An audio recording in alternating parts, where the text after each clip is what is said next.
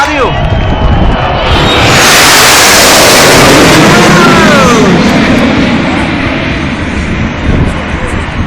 Dámy a pánové, tohle je formace Velké V.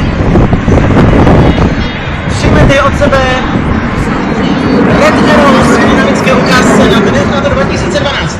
The team now form one big red arrow at 6,000 feet. Tak, letouny nám teď udělají velký šíp a poletí do výšky. The shuttle roll. A zprava uvidíme formaci takzvaný shuttle roll.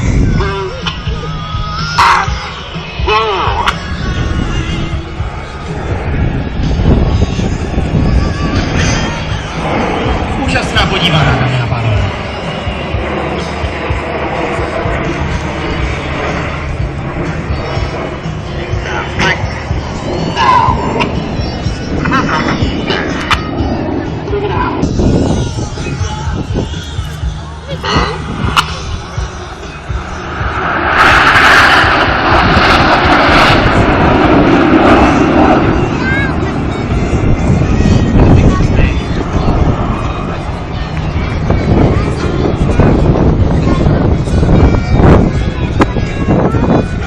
Tady, dámy a pánové, vidíte, jak náročné ty ukázky jsou.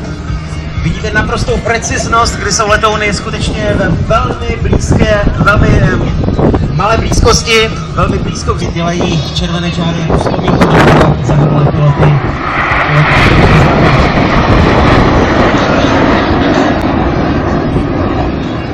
Jména pilotů John and Sean. Právě John and Sean bohužel v loňském roce zemřeli.